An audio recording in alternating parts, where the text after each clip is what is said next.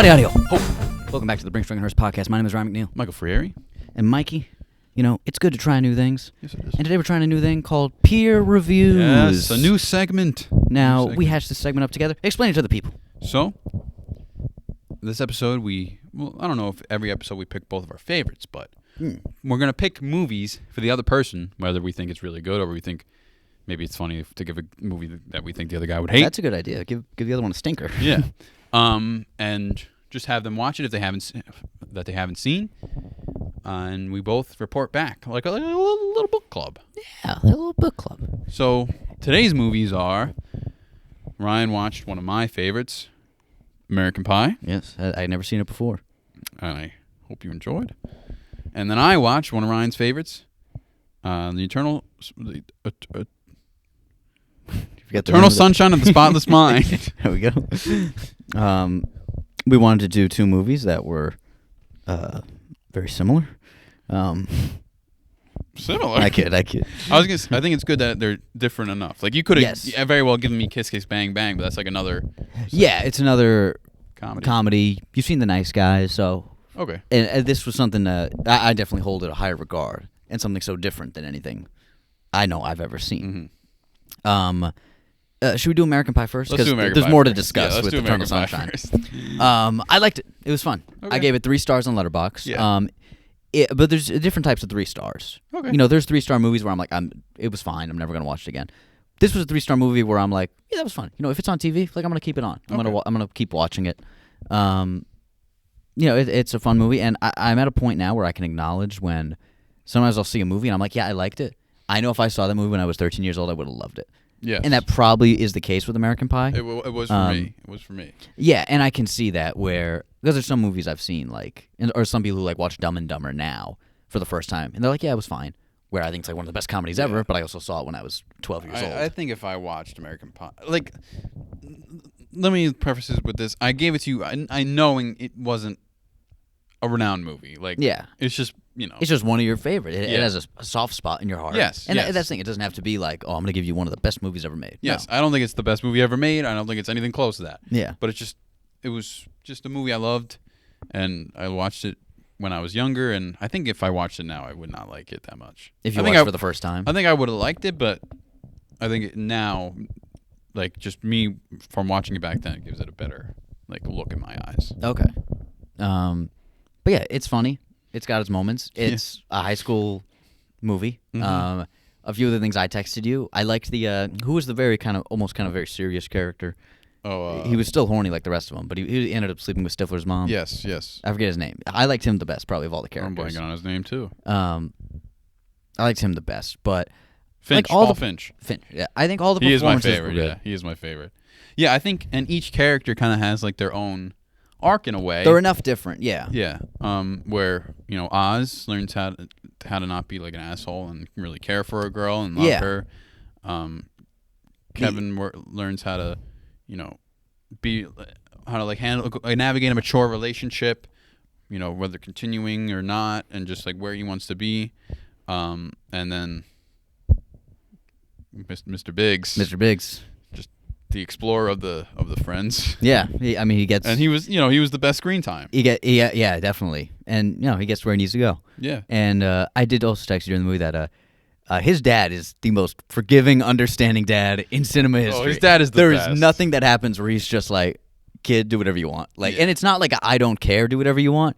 He's just like, hey, you're not killing anybody, you're not hurting anybody. Well, I don't think it's more of him kind of just being yeah, let's it's just do he's not judgmental. It's kind of him trying to feel for him and be just a connecting dad. Yeah. But also at the same time he's like, I've been there, make sure, and he starts to understand he doesn't want to always talk about these things. Yeah. At the end, but I think he's just trying to connect with him in a way. Yeah. With the pie. Yes, with the pie. I'll just tell her we ate it all. Just tell her we ate it all. Yeah. Yeah, it's kind of an understand. I see it as him kind of understanding in a way. Yeah. I mean, I don't understand. I also told you that the scheme with the webcam is so illegal. Yeah. And really is. and the fact he went to the whole school, this kid would be arrested. Someone would say something. Yeah. In any year, it's not like it was Not okay even back just- then. yeah. No, like this is a felony. I think it helps with the fact that they're seniors too, where it's They make them high school seniors. thank God. They they make them high school seniors, and they make her character very promiscuous to begin with, and very like kind of free. That it's not like she's like. It doesn't seem like someone who'd be pissed off. Is how they frame it. So they make it seem like more okay. Yeah. But Jason Biggs is very good in this. For like Yeah, it was so all much the guys fun. who are like, it's just like a bunch of like kind of, they're not sleazy guys, but like for all the guys, like they could have come off like really douchey and kind of shallow, Mhm. but they all come off kind of endearing in one way or another, Yes, which is good. yes. I also did really like not Natasha Lyonne's character. Who's Natasha Lyonne? She's the one with kind of the curly hair, kind of scratchy voice. Oh yes, yes. Who gives like advice. Yes. Yeah, she was fun. And yeah, they never say she's a lesbian in real life. They never say she's a lesbian in the movie. But I think maybe that's what's implied is like, oh, she's like the lesbian friend who gives relationship advice. I actually never picked up on that. I'm I assuming just that's thought what it was is. like someone who's been around that's not really like wasting her time. With I this. could be wrong. I don't know. But yeah, I don't know if I have any other major thoughts. It's a fun old time. Have you seen the other ones? I saw the second one, which isn't as good, but it's still like fun. And then I saw the third one, which is I think it's the wedding one, and then it's Okay. Reunion. I haven't seen Reunion, but the wedding one, yeah, it's not that great. Okay. But I would love to see. And I will also say the soundtrack for this movie sounded exactly how I thought the soundtrack to this movie would Yeah, sound. it's It is. classic. Classic. It's and by no means is it like it's cheesy or just it for the movie they made. These songs fit perfectly in it. Yeah. I just think what draws me so much to it, even now, is that it's a raunchy 90s high school comedy, teen comedy, but it also like really like picks up like some good like emotional notes here and there. Yeah. With like especially like Oz's character or Chris, if you want to call him that. Yeah. I like to call him Oz. Oz. Yeah. Or Nova. Nova. Casa. Nova. Oh yes, that's right. But I also think like 90s high school movies and 2000s high school movies, like I always usually have a sweet spot for and usually gravitate towards Me too. because like growing up, like that was my image of high school. Yes. So like this is what I thought it was like. Mm-hmm. So I guess like, and this movie felt like that too, where it's like, oh, like this is what this is exactly how I thought it looked like. Basically, this is how it was sold to me as. I guess is the best way to put it.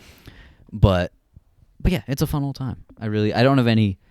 It's not one of those movies where I have like any major complaints about. It's like, it's similar to like a Sandler movie. Where some people are like, oh, it was this or that. It's like, you know what you were getting into. Yeah. Like, I knew exactly what I was getting into. Yes. The only thing I knew about the movie was it's a movie where a man has sex with a pie. Yeah. I wasn't, like, taken aback by anything. And it's in the also movie. like such a brief moment too, where it's just like a It funny really throwaway is. thing. Like, it, like, start to finish, it's like 45 seconds. Yeah. And it's the name of the movie. Yeah. But yet, like, no joke, like maybe one of the best movie titles. This is such an American story, and it talks about the pie, American Pie. Like, that's a really good title for the movie. It is. Which I would have never thought I would say about this movie, but like I think this is actually one of the best movie titles. Okay. Yeah, because I'll take that compliment then. yeah, I don't really have anything else to say about it. Do you have anything else to say about it? No, there's not much to say about it. It's Yeah. just a movie that I've always loved. And Yeah, I'm not saying it's great, but I only have really good things about it. Everything's just Yeah. solid. I think it just picks up on the right notes everywhere, and Yeah, I mean, it's a fun time all around. it is a fun time all So, around. I'm glad you watched it. I'm sad you I am didn't glad I enjoy it watched as it. much as you did, but I enjoyed it. You know. okay, well, yeah, you can really enjoy a movie and like still give it a 3-star, but Yeah. yeah, I understand. The 3-star was a very, very understandable. Yeah, and if I rewatch it, maybe 3.5. Yeah, I wasn't expecting you to go like 4, 4.5, 5 at all. Yeah. I was just like, just fill it in because you never seen it and it's in my top 4. Yeah. But shall we move on? We shall. Okay, now, Mikey. I gave Mikey to watch Eternal Sunshine of the Spotless Mind. It's one of my favorite movies ever made. I think it's one of the best movies ever made because it's one of the most creative movies. Yeah. It is it's a bit dense and complicated to follow. I will say I was very confused at a lot of times. Okay, which is fully understandable. But it doesn't I didn't fully matter. get it on my first watch either. Yeah, but I just don't think it matters. Like In a way, yes. where like you're like at like are you in a fragment of imagination like of the memory? Like what point in the memory are you at? Like nothing matters because it's just all about like seeing how they felt about each other. Yes. So from what you understood, what did you think of the movie? I thought, like you said, it's one of the most different pieces of movies I've ever seen. I gave it a 4.5 on Letterboxd. I think what I love the most about it, two things. It's shot like an episode of The Office or like a home movie, A little bit, yeah, like a home video, which is like really like cool to see as just like a feature. Two, it like balances emotions so well, like goofy parts, really like heartfelt, serious, almost depressing parts. Yeah, there's parts of it where it's like it like hits, really dark. It hits all like the ups and downs of just like life. Yeah. You know? Yeah. I think it captures it all so perfectly, and I love a Jim Carrey dramatic role, but I love how the fact that like they also kind of play into just he's one of the best comedic actors of all time, so let's have him do a goofy scene here. Yeah. I will ask you. I'll skip to, because I know you thought it was great and all this stuff. I will now skip to what I think is the best movie ending of all time. Is Eternal Sunshine of the Spotless Mind. Okay. How do you interpret the ending? Because there are multiple ways to interpret it. Okay. So so they find out, they hear both tapes of what they that they had said this about each other. Yep. I'm a little confused, like about how they got back together, but like I don't know, whatever. No. I guess it doesn't really, like I said, it doesn't matter. Yeah. Like they just found each other again. But I think that when they're like saying, like they're like in the hallway and she's like saying like, oh, like we're just gonna be bored, we're gonna hate each other, whatever. And he's just like, okay. Yeah. I think it's amazing because they both laid it out. They both heard what happened to them and what they both think about each other. But it doesn't matter. Like it doesn't matter. Like they still feel the same way. They still like love each other, and they wouldn't want to be with anyone else. And yes. Why would you like? And who knows? Maybe like hearing the tapes are like cautionary tales. Like we can get through it, but it never like confirmed that they were still going together. Yeah. So after the scene in the hallway, I believe the last thing they show is the two of them like running on the beach in the snow. And it like repeats. It repeats. So they forget about each other again and again. That has how a lot of people interpret it, and it's how I interpret it. They are doomed to repeat the cycle over and over again, which can be viewed one of two ways. It can be viewed as tragic, that they just keep falling into this trap with the same person over and over again. Really sweet and beautiful that they overall just keep making the decision. I love the person so much, they just ultimately keep finding each other. So, which is how I think. I think of it a very sweet way. Yeah. Even though they have these breakups, every road leads back to them being together. Yeah. So I that's why I like the ending so much. Say you can view it multiple ways, but also I think it's a very sweet way to end the movie. I think I mean, I loved it all around, but can I go into things that I didn't like about it? Yes, of course. I think the stuff with Frodo could have been cut completely. I think it was really like inconsequential. I've seen the movie maybe like 4 or 5 times. At least 3 of those times, I'm like, oh shit, Elijah Wood's in this movie. That's right. Yeah. And he plays a fairly major role of trying to get with her using Jim Carrey's memories, but which really isn't a necessary subplot. Yeah, it really isn't. I will say he is so hateable by doing that. But I can understand you saying that doesn't need to be a part of the movie necessarily. Was there anything else that bothered you?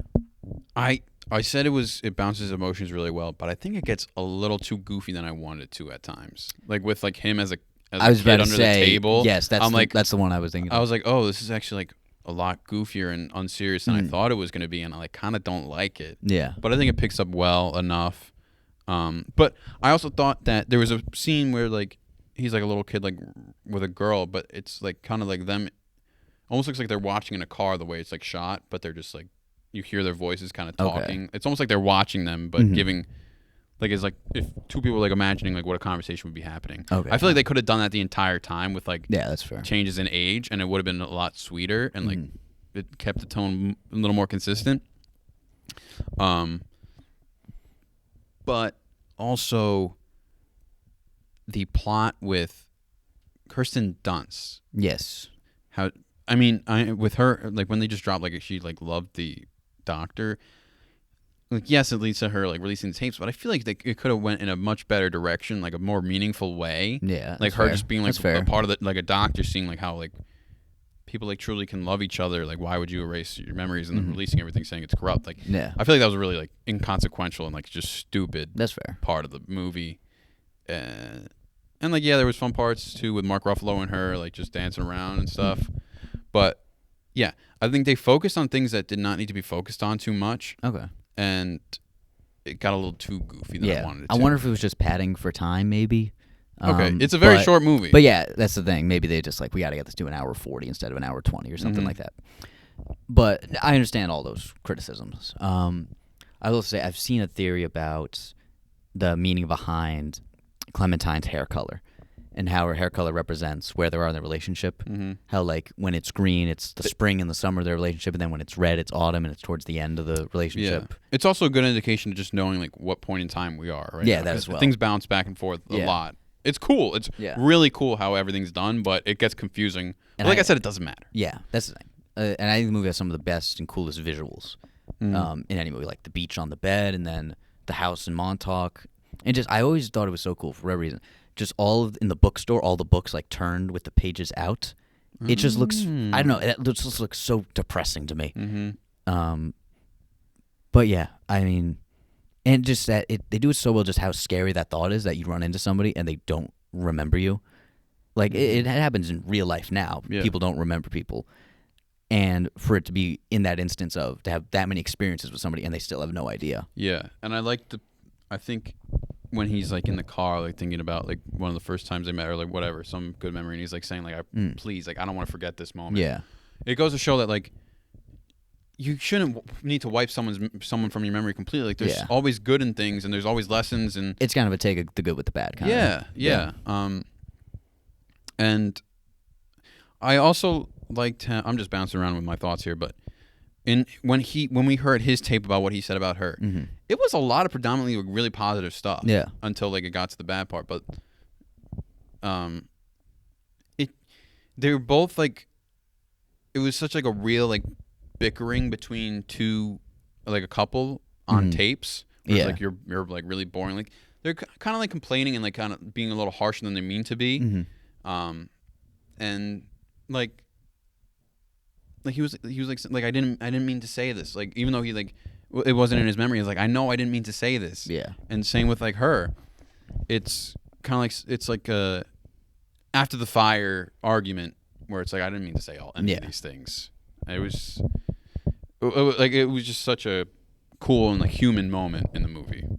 I think my favorite joke in the movie, there aren't a lot of jokes in the movie, but my favorite joke in the movie is a very small moment where he's at David Cross's house. Like I think it's towards the beginning of the movie. I completely forgot he's in that movie. I forget about it too. He's at the very very close to the beginning. He's complaining to them, and you just hear him like in the shed or in the garage working on something, and his wife says like, "Oh, can you give it a rest?" And he just goes, "Honey, I am building a birdhouse." And it's just little strange things like that pop up in lines and visuals throughout the movie that make it very unique and quirky, I guess, for lack of a better term. But I will say the soundtrack. I love the soundtrack to this movie. Yeah, very subtle, very I don't know, surreal kind of music, I guess is the best way to put it. It fits the film very well. But where would you rank this among Jim Carrey performances? Because he's bloody good in it. Because for me, I would put Truman Show and then this probably. I think I would say the same. Yeah.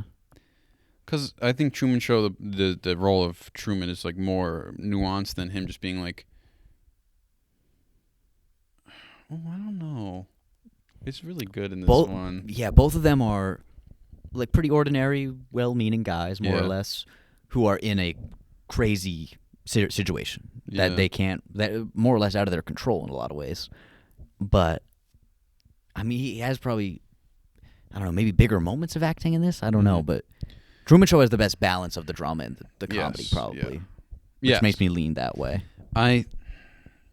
There's this moment in the end, like leading up to the end, where he stops her in the hallway and he's like, "Wait," and she's like, "Why?" And he's just like, "I don't know." Yeah, it's like such a good moment because like when you're like argue, like you never like want.